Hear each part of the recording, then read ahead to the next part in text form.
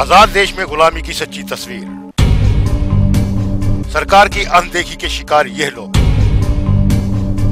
क्या इस देश में दलित होना गुनाह है? अंधकार में कैसे संवरेगा भविष्य?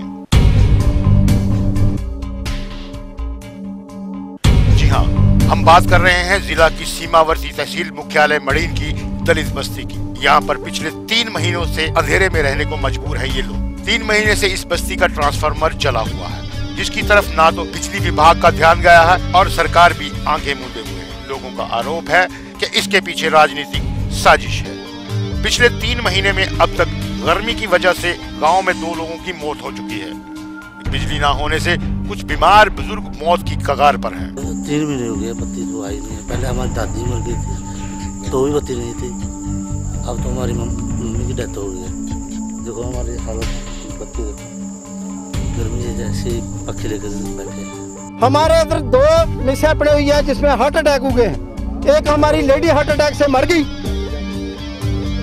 और एक आदमी हमारा बेड में पड़ा हुआ है जिसको हार्ट अटैक हुआ है सिर्फ इस बत्ती की वजह से। एक आदमी हमारा गुड़िया थी बेचारी, वो भी हार्ट अटैक से मारी गई। 2 हमारी कैजुअल्टी होगी, एक हमारा बेड पे पड़ा हुआ है। हम गवर्नमेंट से पूछते हैं कि हमारा माई बाप है कौन? आपको बताते चले, लोग दिन तो जैसे तैसे काट लेते हैं, परंतु रात को घरों के बाहर घूमते लोग देखने पर लगता है कि गांव में कोई बड़ा हादसा हुआ है। यूं रात गुजरती है, लोगों का गुस्सा सरकार के खिलाफ 7वें आसमान पर चला जाता है। हालांकि इस बस्ती का ट्रांसफार्मर मंजूर हो चुका है। लोगों का कहना है कि बिजली विभाग के सुस्त रवैये के पीछे राजनीतिक कारण है। अगर सरकार सत्ता में है तो वो एक गरीब को वोट लेने के लिए गरीब के पास आते हैं। जब वोट लेने उन्होंने तो दलित बस्ती में जाओ, बड़े बड़े होल्डिंग कैंप लगाओ, बड़े बड़े जो कुछ वो करो गरीब बस्ती में। उसके बाद जो भी सरकार आई कभी जीते हुए गरीब बस्ती में नहीं आई। और इतनी मुश्किल आता है कि जब हम शेड्यूल कास्ट बस्ती जाते हैं तो हमारे को कहते हैं कि तुम्हारा इधर हक नहीं है, तुम्हारा इधर कोई हक नहीं है, ट्रांसफार्मर नहीं है। जो एक्शन लगा है वो हमारे को चैलेंज करता है। वो कहता है कि जाओ निर्मल सिंह के पास जाओ, डीसी के पास जाओ। हमारे को बार चेक करता है, वो चले जाओ तफे हो जाओ, हम कहाँ जाएंगे। वहीं दलित समाज की नुमाइंदगी करने वाली बहुजन समाज पार्टी के राज्य सचिव सोमनाथ मंजोत्रा ने सीधे भाजपा पर आरोप लगाते हुए कहा कि जब से राज्य में भाजपा सरकार आई है अपनी मनमानी कर रही है और दलितों को दबाने का काम किया जा रहा है। सरकार में मात्र उन लोगों और मुलाजिमों की चलती है जो भाजपा के एजेंट हैं। आज राष्ट्रपति बनने पर इन्होंने ढोल पीटा और शेड्यूल कास्ट बस्तियों में जाकर के कि देखो जी हमने शेड्यूल कास्ट को राष्ट्रपति बना दिया। लेकिन इनसे कोई पूछे, अगर आपको ऊपर वाले का कोई डर है तो आप सच्चाई में अपने छाती पर हाथ रख करके कहे कि हम इन गरीबों को भी अपनाते हैं, इन लोगों को भी राष्ट्रपति की संतान मानते हैं, हिंदुस्तान के हिंदुस्तानी मानते हैं। ये उनसे इतना बुरा व्यवहार कर रहे हैं कि शायद ही कोई, और यहाँ की तो मैं कहता हूँ कठुआ की तो यहाँ हमारे एडमिनिस्ट्रेशन जो डिस्ट्रिक्ट एडमिनिस्ट्रेशन है वो तो बीजेपी के एजेंट बन के बैठे हैं। वो 2 चीजों में विश्वास रखते हैं। अगर कोई उनको ऐसी दलित बरादरी का या गरीब बरादरी का किसी का भी उनको मिलने तक के लिए आता है तो उनको मना कर दिया, जाइए ACR के पास, जाइए एडिशनल डिप्टी कमिश्नर के पास, मैं बिजी हूँ। और बिजी क्या है, अंदर बीजेपी का प्रधान बैठा होगा या उसके साथ कोई उसका चेला बैठा होगा।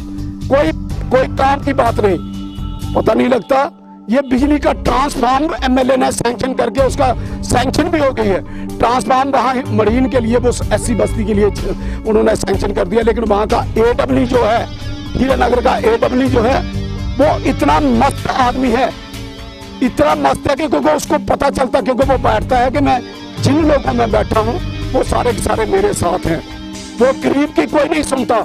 हालांकि वहाँ का MLA जो है वो SC बोर्ड से बना है। SC वालों ने वोट दिया, इन लोगों ने वोट दिया तो वो शर्म के मारे उसने बेचारे ने इन पर रहमत की। लेकिन ये बाकी के जो लोग उसके साथ बैठे हुए हैं, जो बीजेपी के लोग, उन्होंने वहां आज तक ट्रांसफार्मर नहीं लगने दिया। दलित बस्ती से मात्र 3 किलोमीटर दूर रहने वाले भाजपा के दलित मोर्चा के जिला प्रधान कर्ण कुमार ने भी माना कि बस्ती के दलितों के साथ अन्याय हो रहा है, जिसका वे संज्ञान लेंगे।